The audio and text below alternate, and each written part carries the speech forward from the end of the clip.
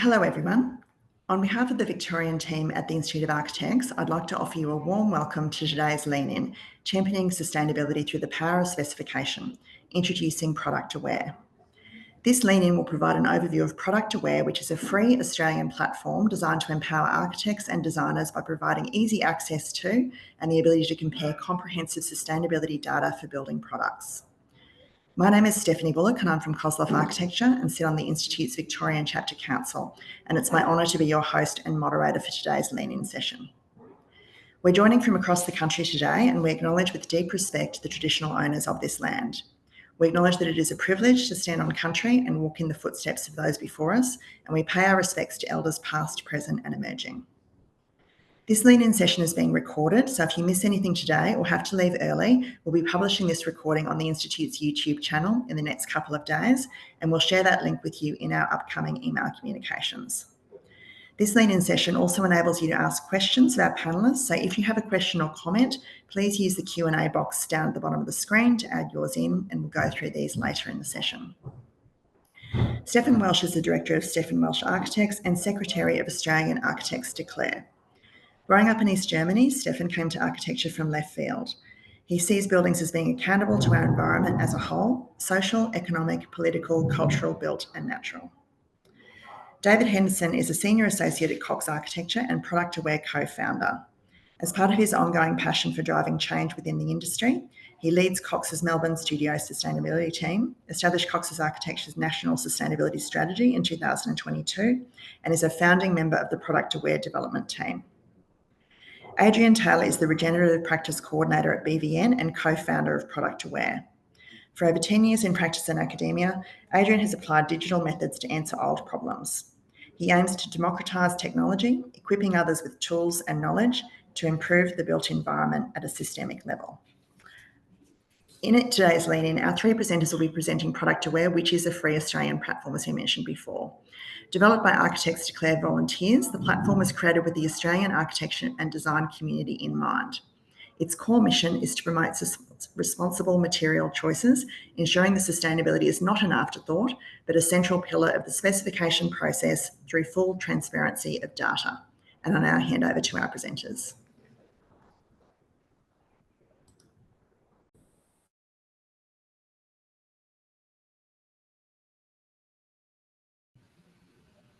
Okay. Okay, Adrian, do you want me to kick it off? Go right ahead. Nice to meet you all online. Okay, Adrian, next, if you start with, yes, Architects Declare. So, yeah, good afternoon, everybody. So I'm Stefan Welsh. I'm one of the initiators of Architects Declare. So I'll just give you a very brief background of Architects Declare. So we are part of a global movement that started in the UK in 2019. We were the third country that actually declared a climate and biodiversity emergency. We are part of a global movement, as I said. There are 28 countries, or architects from 28 countries that have declared. We are all connected. We sort of catch up regularly, and the whole idea is to obviously to establish and continue sort of an international network of architects to commit to climate action through our professional practice. In Australia, we have over 1,200 signatories, which means per capita, we are actually #1 in the world. So we have the highest number of architects declaring climate emergency, which obviously also comes with a big responsibility. So we are part of Built Environment Declares that also includes planners, designers, engineers, builders and suppliers. Next slide, Adrian. Thank you. So what's the difference? What's the difference? I mean, there are obviously a lot of organizations and groups that commit to climate action. What attracted me personally to Architects Declare is it is very simple. Sustainability has to be at the forefront of everyone's professional activity. There's no question. But of course, you know, you often it can be a minefield and can be a very difficult task to take on. So what is good about the declaration, it's 10 points and they're very clear, they're very simple. And even if you can't do everything at once, you can actually start with 1 point and you can sort of basically gradually make inroads. What is also good about Architects Declare, it is a very collaborative. It created a very collaborative environment. We've done, obviously, over the last 5 years, a number of events, and have actually managed to establish quite a good support network of architectural practices that sort of support each other and work together, share knowledge. Share knowledge, and obviously also reach out to other sort of people in the construction industry. So, which obviously is very encouraging to see, and also obviously is clearly can also obviously clearly lead to sort of improving your professional practice. Simple example is sustainability action plan. Quite a few practices obviously have to have a sustainability action plan, and it's something that everyone is more than happy to share with other practices. So there is, rather than competition, there's a sense of collaboration between practices, which is one of the nice things about Architects Declare. Next slide. Just a brief overview. Like any rebel group, we need to be careful, and we need to have a legal framework, a code of conduct, and an organizational structure. So we opted relatively early in the process to become not-for-profit organization, and last year we were registered as a charity and have PGR status, which means that we can also attract funding, can apply for grants, get donation, accept donations, etc. At this point, our organization, or Architects Declare, mainly relies on volunteers, very much relies on volunteers who put obviously a lot of effort and resources and time into making things happen. At some point, we would like to employ somebody or have the opportunity to, and then the funds to employ someone just to obviously, do all these sort of back of house tasks that are required to run a charity. Next slide. So how we work is there's a board, then there's a steering committee, and then there are the project groups. And the idea is that we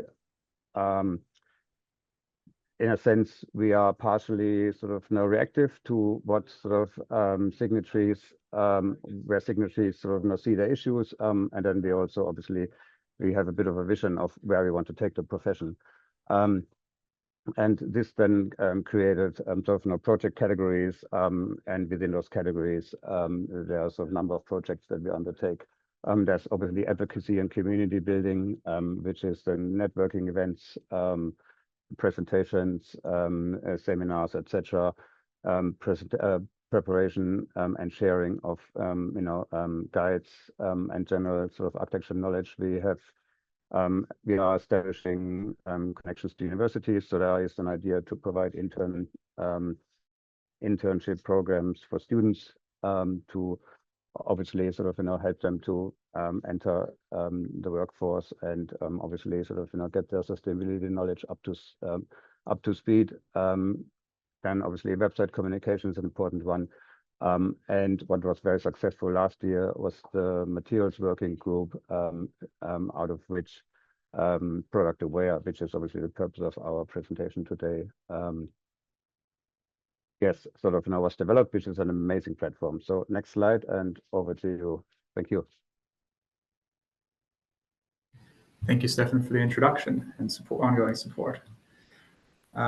So Product Aware was a bit of a long journey. It took us quite a few years to get together, and lots of members came in and came out, and we're always looking for new engagements.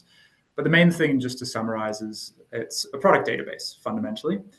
And it came out of the conversation because we were looking to try and standardize how we talk about materials and also how we go and find that information. Like, really simple baseline, but it's so powerful in terms of what the scope that can lead to is in affecting all that we work in.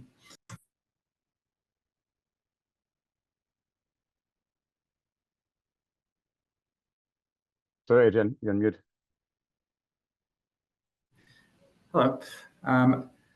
So yeah, for the who, yeah, it's a large group of collaborative, like-minded architects, designers, consultants, peak bodies, list goes on. And it was really trying to get our standards together so that we're able to not be copying what everyone else is doing without knowing. It's pulling together those resources so that we have the same unified approach. And for Product Aware, we have a long list of contributors, but the main ones were the working group itself, Batesmart, BVN, Cox, and SustySpec. And so from those together, we really made the sort of platform that you'll be seeing today.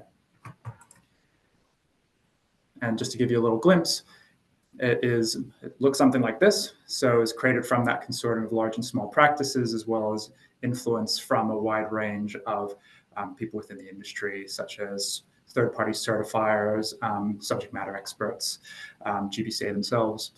And yeah, it's really just getting all those into one spot and standardizing, but we'll go into more detail shortly.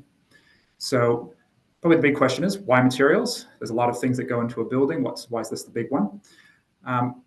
As architects and designers, we specify things all the time. We make decisions, whether it be mood board, whether it be through just simply what we've put into our buildings each and every day. And the question is sort of, what are the consequences of those choices? What's the doing what we always do? What's the going above and beyond and finding a sustainable product? And what's everything in between? And the main bits that we sort of came to is we want to generally specify sustainably. We want to be making sure that when we say sustainable, we know what the same thing, like we're talking about the same idea. And we also wanted a single spot within Australian products, or at least products within our general vicinity, because of course embodied carbon changes, availability changes, and well, we also want to support local businesses, especially social enterprises, Indigenous owned businesses, things like what you'd find on what's the word for it? Supply Nation. And so in terms of the actual risks, we have things like toxicity. So some of you might have heard about the red list, which comes from Living Building Challenge. It includes a whole lot of materials, and I'd like to sort of ask the audience for a second just to think of how many materials you might think might be hazardous or things to worry about. And like I originally thought it was like, in the tens of materials like asbestos and mercury and things like that. But in reality, it's actually in the tens of thousands. And this is every possible derivative of certain dangerous substances that could exist in our products. And we can't, as designers, know all of them. We need these sort of third-party certifications or sort of peak bodies or industry standards or ISOs that institutionalize that these things don't happen. But we also need to know that that's something we should be looking for. For another side of the embodied carbon bit, a lot of our products have an embodied carbon value in them, and a lot of them don't. Many interiors products especially don't go through the rigor of having a full life cycle analysis performed on them because it's expensive and hard. And it's quite tough for us to make these decisions, even if they do have that information, of how do we balance that against other things. And in terms of the upcoming deadlines of various councils and our local government, as our grid becomes greener, embodied carbon is actually going to be the biggest impact that we can make.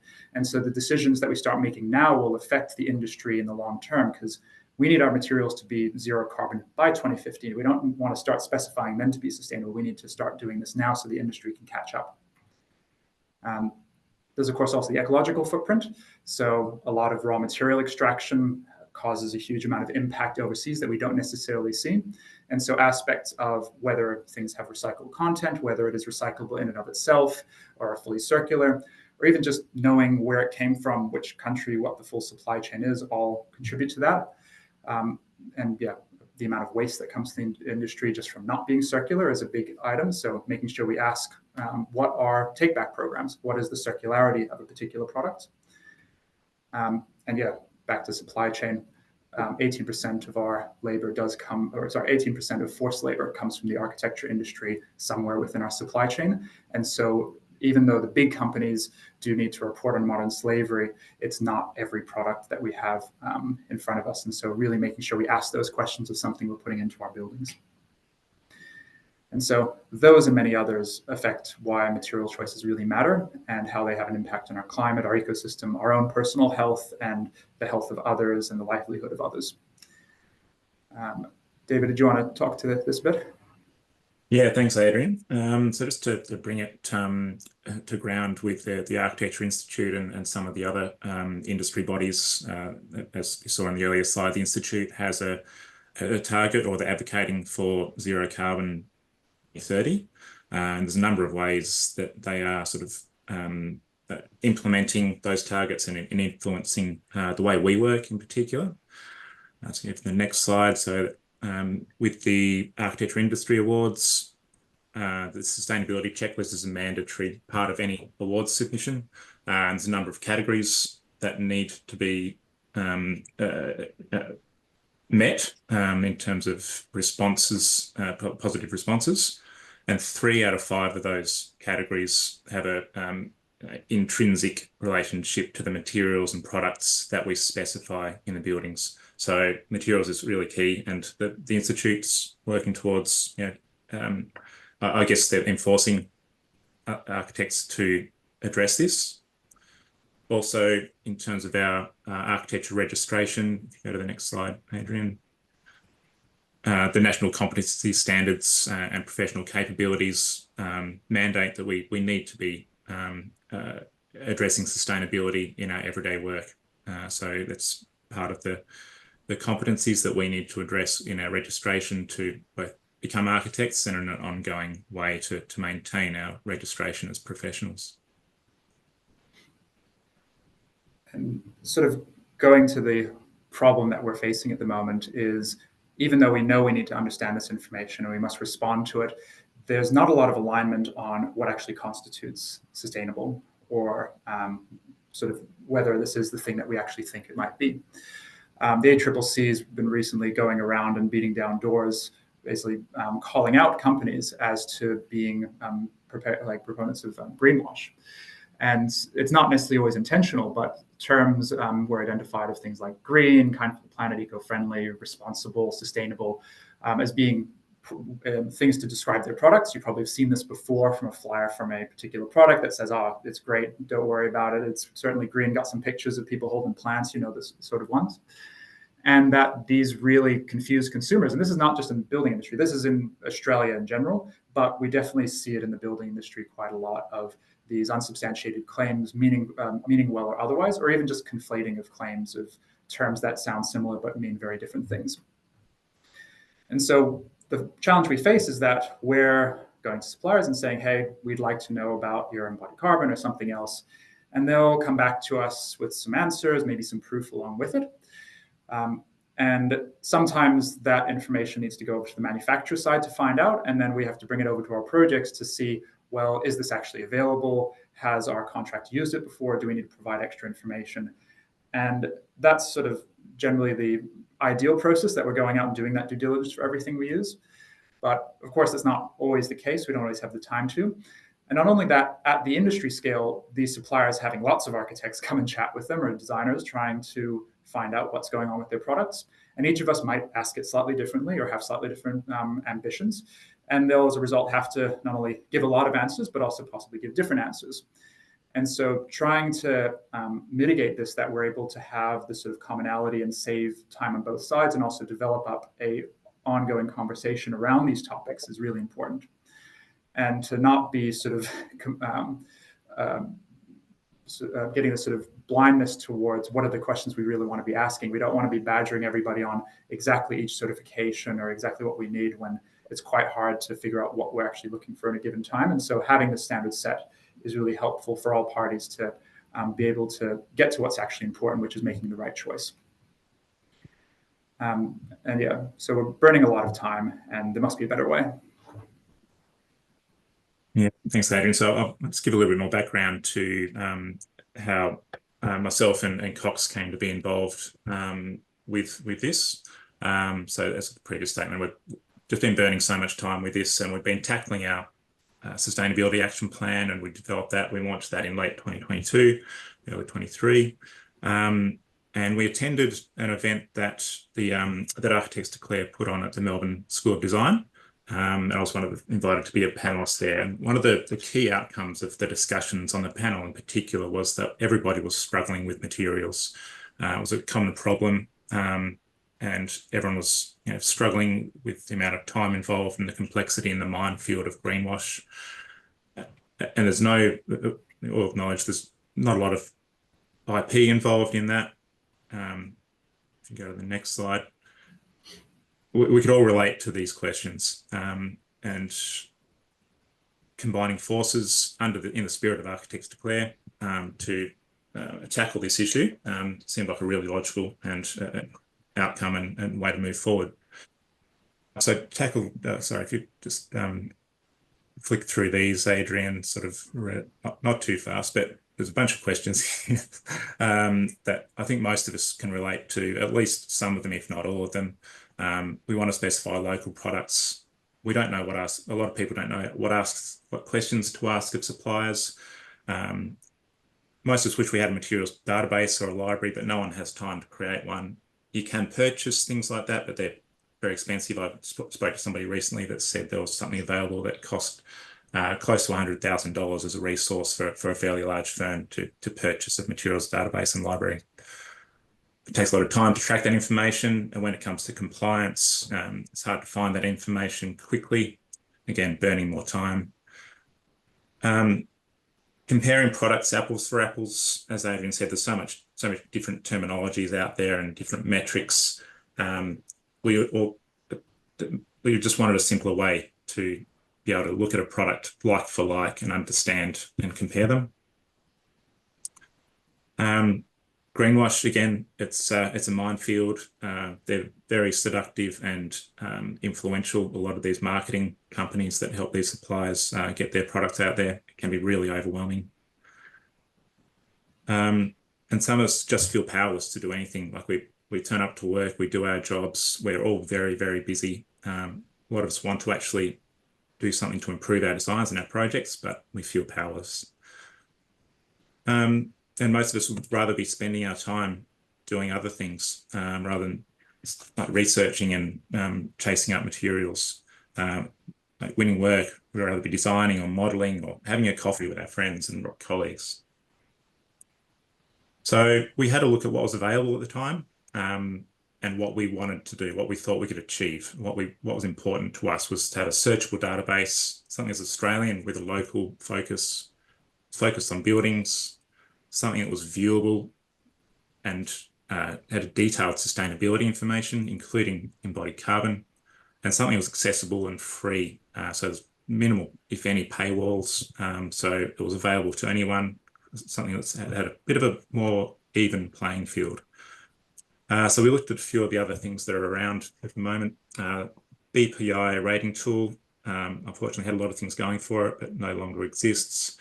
The Green Building Council's Responsible Materials Framework is a fantastic resource, and we have been coordinating, collaborating a lot with the Green Building Council in the creation of this.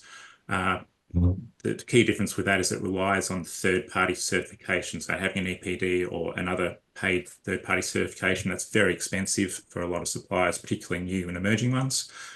So it means that their resource and their database is limited in that aspect.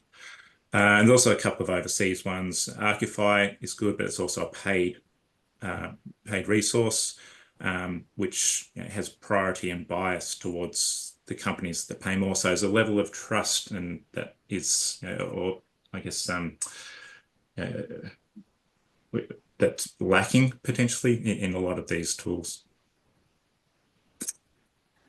Perhaps for how we sort of overlapped is that in parallel, we were looking at the mindful materials and common materials frameworks, which similarly have a database going on now, but it was just not available here. Like, even though we very much subscribe to how they categorized risks and indicators of what is good, it just didn't have a good representation of what we actually had available or what our contractors and subbies are used to using. And so it just added a bit of a barrier in terms of accessibility or incentivized importing more things from overseas. And so in terms of our sort of work before Cox came along, it was very much a big back and forth between the sort of core group and a whole lot of industry bodies to try and get just a really simple PDF questionnaire that we hand to suppliers and get answers back. So still required a bit of a back and forth of having to exchange soft documents. But at least we knew it was all sort of unified in these sort of, we conflated the categories down into 4 core ones, which were sort of addressing human health, which is the VOCs, toxic ingredients, red list, things that hurt those that are in direct contact with the manufacturing inhabitants or those demolishing. The climate and ecosystem health, which is the broader impacts of how much energy and resource went into creating it, and what are the pollutants that come from either the creation or the landfill, or even in use if it leaks out certain product sort of hazards. The circularity side of, like, is it modular, recyclable, reusable? Is there a take-back program? And social responsibility. Do we know what's happening in the supply chain or not? And so the ideal world, and this is where sort of our powers combined, is where we were saying, hey, this is the idea. We want to be able to ask, can you add your product to this hypothetical new database? We have all your questions. Can you plonk it into this lovely online space? And then later on, anyone else in Australia or overseas even can just log in and see what's now been added. The supplier only has to add it in once, and we only have to ask once. And if there's ever like a little update or request for additional information, they can update their online listing, and then that's updated for everybody. You don't have to go through email chains or anything like that. The links are permanent to their listings, and so once it's listed there, they can update it and maintain it, and the link will maintain, which is great for also dealing in T-sheets and things like that, that you have that sort of permanent spot that that material is related to. And just to maybe clarify is that we sort of made a decision early on of what product aware was and was not. It was a unified space to put products with variety of certifications or a variety of sort of proofs of their initiatives and their company policies and their material ingredients. And it was to be free. And what it wasn't is that we're not replacing environmental product declarations or EPDs. It's not meant to be a rating tool or value judgment. And it's not also a substitute for thought. Things that are put in here are still at the discretion of you to go and read them and to double check that the evidence that you've been given is what it really is. And it's a bit of a trust thing as well. We want suppliers to be honest, and if they're not honest and they're on there, then we need to have a harder conversation, because they still need to be providing us an accurate bit. And the ACCC also is cracking down. There's huge legal ramifications nowadays for suppliers or any product provider to lie about their sort of sustainability performance. So do remind suppliers of that if you ever hit trouble. And just for EPDs, for those not familiar, it's very similar to a health star rating. Sorry for any Tim Tam lovers out there, but it's an indicator of what is inside a product, what its performance is. In the case of food, it's sugar and its calories. For building materials, it's embodied carbon and hazardous substances. Doesn't mean it's good. It can have a 0.5 health star rating. It can have a 5 out of 5 health star rating. So just be aware of that when looking at products. Just because it has that doesn't mean it's inherently good. You still need to read through and understand and compare. And so this is what that looked like originally, of how do we get responses? How do we format the questionnaire? How do we share this information? How do we make it easy for everybody? And so that's when we were like, okay, we need this to be an online interactive platform. We can't just be handing around PDFs. And so back to David to show what we cooked up together. Yeah, thanks, Adrian. So well covered there. So what we've created here is initially we took the questionnaire, which Adrian just showed a moment ago, and I put my hand up to format that questionnaire, not quite understanding where that would lead. It turned out to be quite a lot more than I anticipated in terms of an undertaking, but I think the results are incredibly valuable for the industry and for all of us listening here. So it became clear that just having a PDF or a schedule or Excel document which was sent out and sent back was inefficient, and it didn't really streamline the processes very much. It standardized the questions, which is fantastic, and did a lot of great things, still engaged with suppliers and made them more aware of their products and what they're made up of and what the implications of creating those products are. But to make this a useful resource for everybody moving forward, I spoke to our design technology team, our in-house team, and we've got some very clever people who suggested we could make quite a simple online tool, a web app, which for relatively small amount of investment that would do most of the things that we wanted it to do. So this initial launch is, it's been around for a bit over a year now. It's very much the minimum, meeting the minimum requirements of the product, but it's doing most of the things we wanted it to.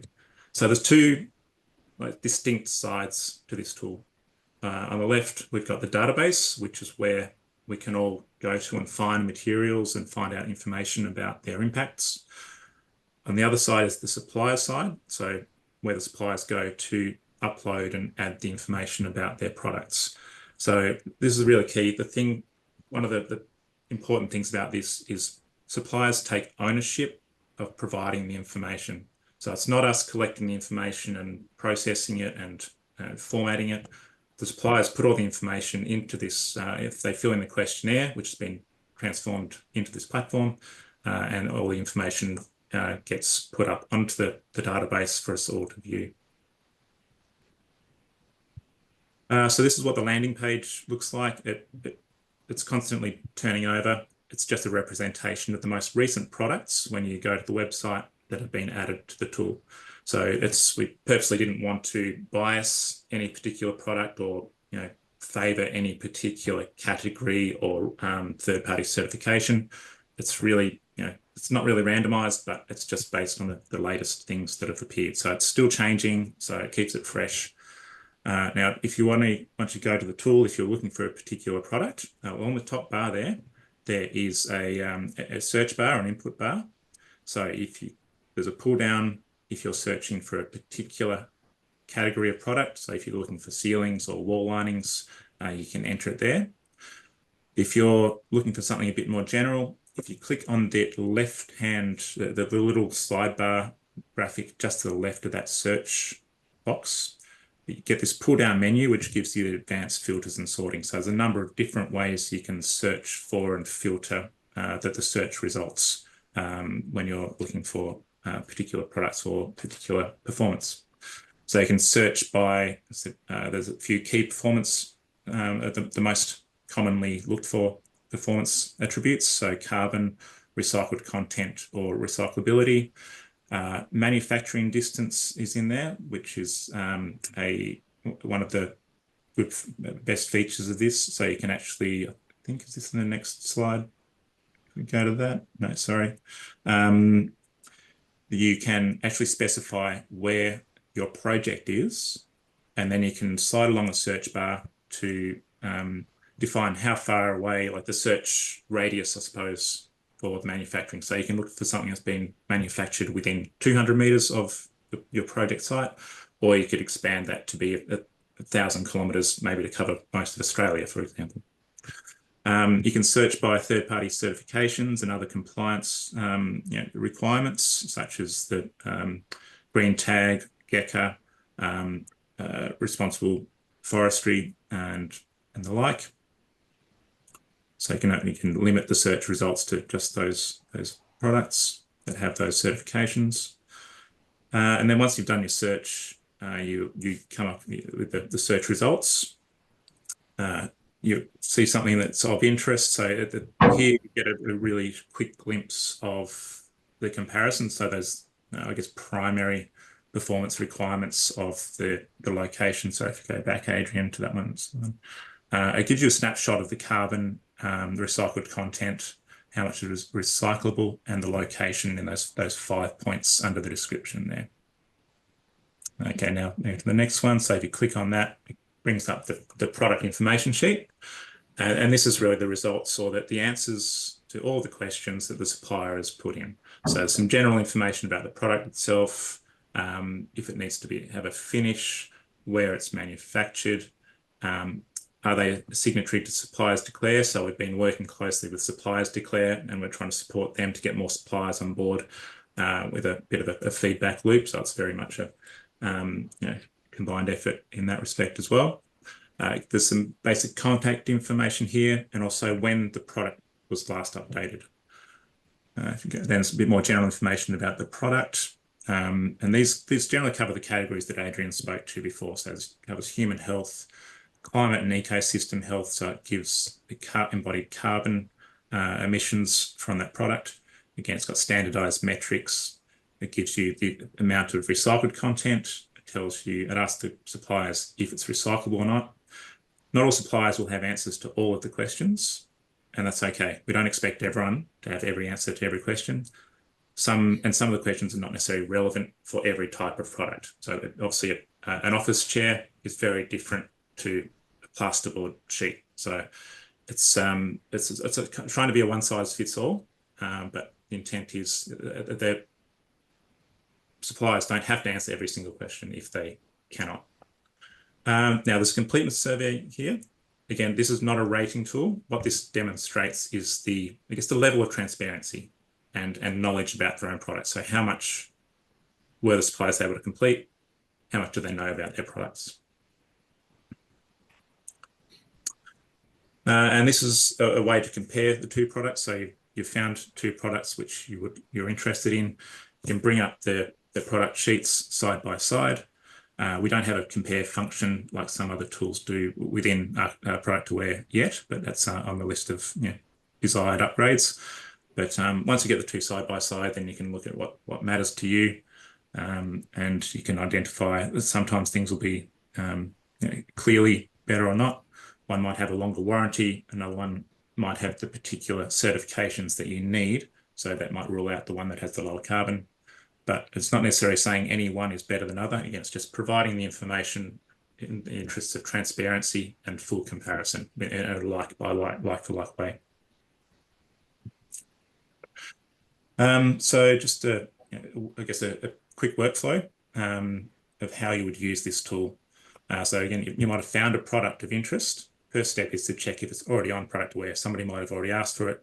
Supplier might have uploaded it. Next step, if it's not there, just go to the supplier. You can ask them to upload it. There's some email templates on the website that you can download to give you some prompts and information to make it quite easy for you to request the product. So the supplier fills out the questionnaire. Now, there is a lot of questions and it's quite onerous, so it can take them a significant amount of time to fill them out. But if obviously once they've done it, they submit that product and it goes up onto the website, and then you can share and compare the materials. So that's just an overview of all those. So just a quick overview of the journey of how I've got to where we are. So back in 2023 through to early 2024 was really the creation of the questionnaire. A lot of industry collaboration and peer review with Green Building Council, with GECA, with MECLA, with embodied carbon specialists. Then Cox came on board and developed the app. So I've done that in-house. There was a period of beta testing and it was launched early in 2024. We had a few live events in Melbourne, Sydney and Brisbane, as well as online. Now, since then, it's really been a case of building the tool, getting people on board. The more people we get on board with this, the more useful it's going to be with everyone. Looking forward, we're starting to engage in a bit more intensive promotion and sharing, again, to get the word out there. And along with more, with Architects Declare as an organisation coming on board to help organise the group and the volunteer efforts. So all going well, later this year, we'll be hopefully getting a major upgrade. So we're taking on board comments and suggestions for ways that we could improve the platform and make it even more useful. Just a quick check on the numbers. So up to just yesterday I checked, we've got 793 products live on the platform, and we've just got over 2,000 registered users that are using it fairly regularly. So hopefully we get to continue this trajectory upwards. And if everybody in this call was to log on, if you haven't already, register for the product and start asking suppliers to add their products, this should keep going up and up. And maybe just to sort of tie it together, the main benefits that we sort of set out to get to is having a unified approach so that all of us are able to have these mature discussions with our suppliers, not to catch them out, but to really just clearly state this is where we want the industry to be going. And this is the sort of questions we want you to be able to answer and be familiar with and be responding to proactively. We also want it ultimately to save time. That's why there was the sort of standard information section within the questionnaire, because we want this to cover your general inquiries of how big is this material? Does it have the slip rating and the fire rating that we expect? How long do I have to wait for it to get onto the project?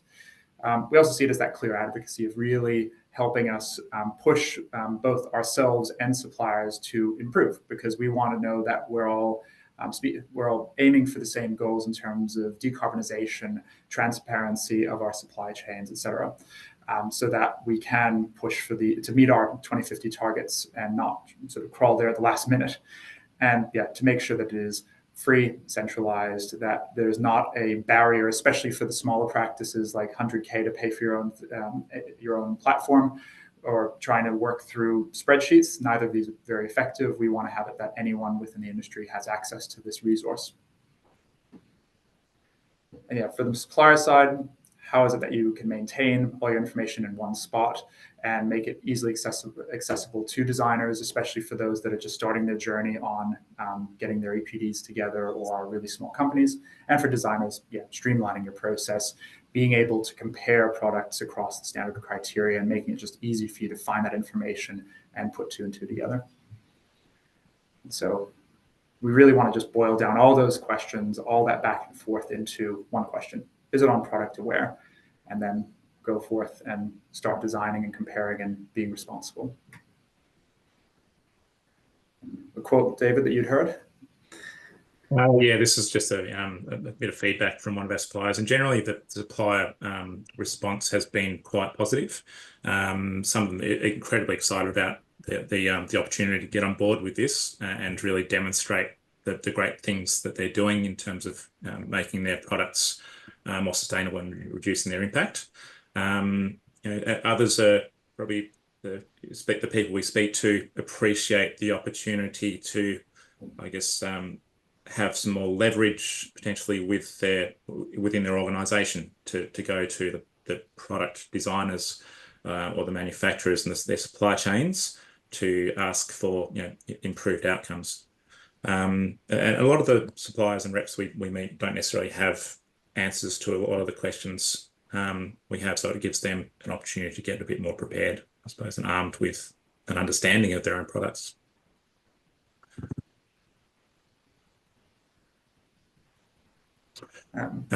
Stefan, do you want to speak to this?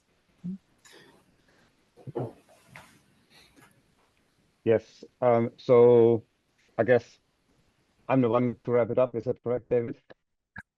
Yep. I'm happy to chime in. Okay, good.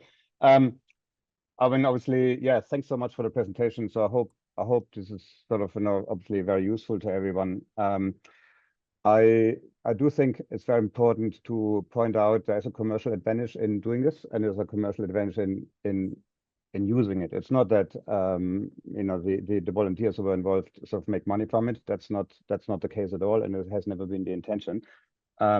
But it certainly helps, I think, with the focus of any architectural practice, and especially in this case, with regards to specification of specifying the right building materials. I certainly know that has had an effect, sort of onto our practice. It helps me as a director of an architectural firm to educate, train my staff. It trains them, and even if they move on at some point, they take that knowledge and those skills to the next practice. So it has this sort of nice knock-on effect. Obviously, and what is interesting is too, and it was briefly mentioned, it is good to spread the word. When suppliers come into our office, I do ask them, so are you on product aware? And if they don't, then I tell them about it. Or you had a networking event, you had a presentation, etc. So I think sustainability is a matter of focus, and even I found mentioning and explaining product aware, a brief conversation makes people focused. So, Adrian, do we have a next slide? I can't remember.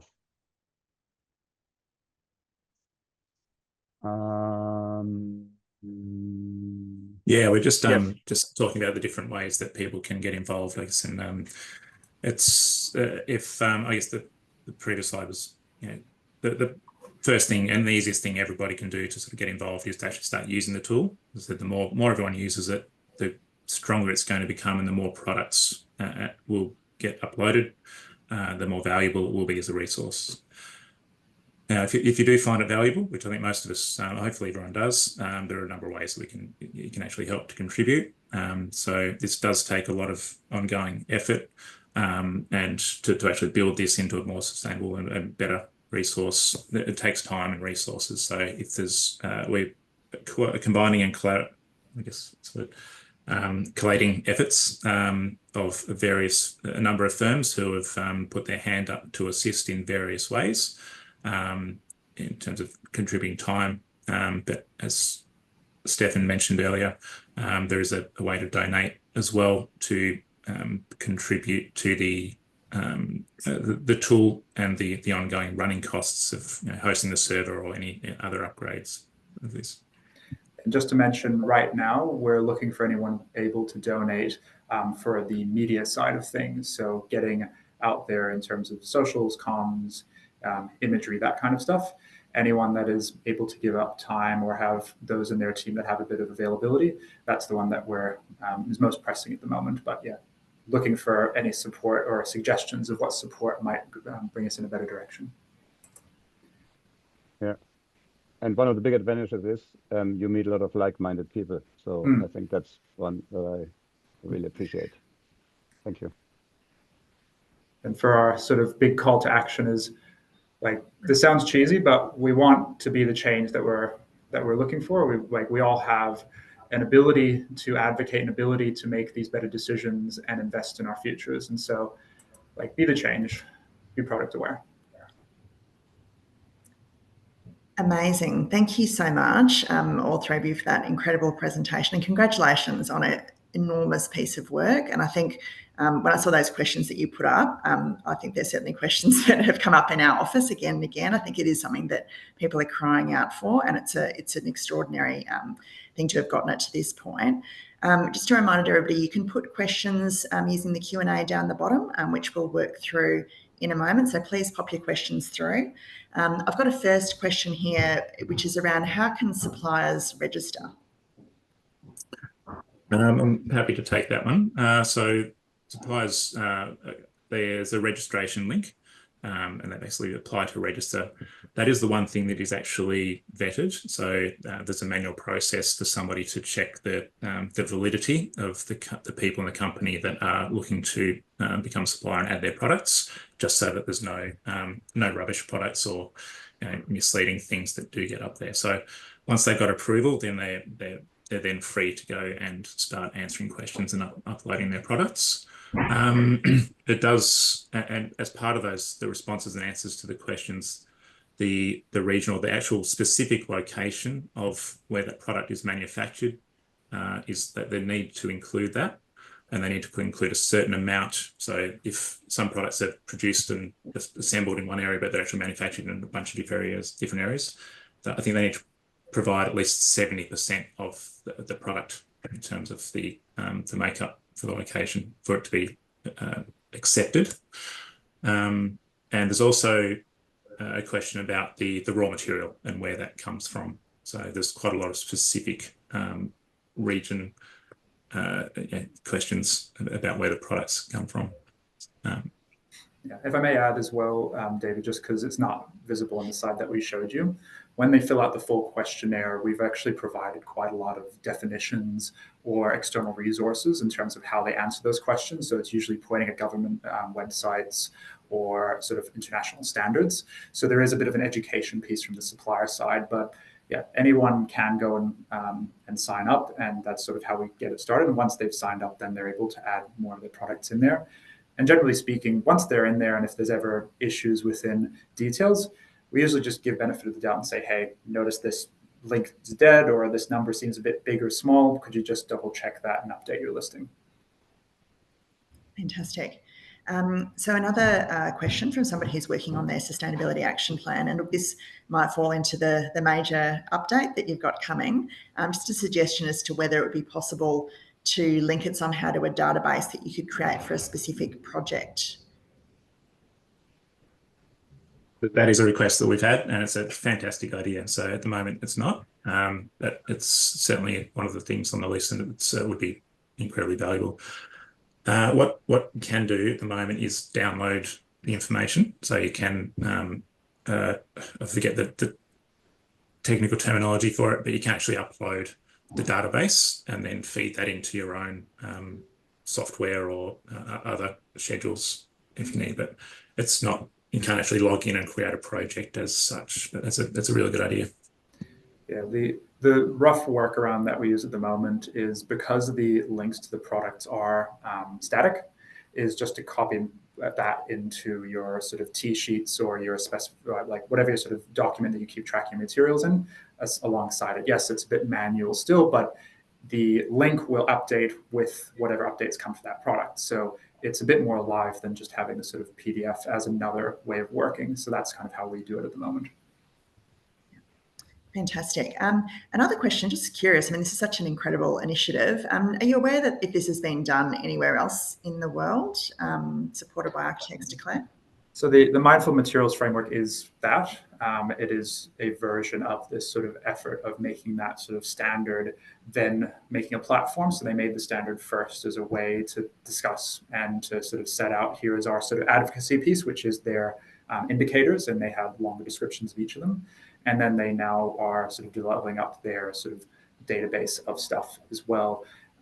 But yeah, I think as a part, as well as what David showed earlier, we had a similar little spreadsheet of which is the good database that exists.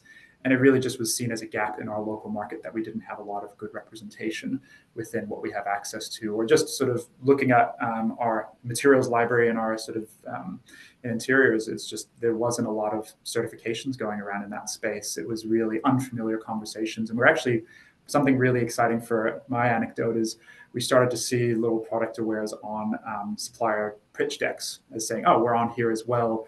And so clearly it is getting picked up locally alongside other international standards. But yeah, we just didn't, we didn't see at the time that sort of, that really exists. The closest thing is the GBCA one, but it does have some boundaries in terms of you need to have a certified or registered project to start using that platform.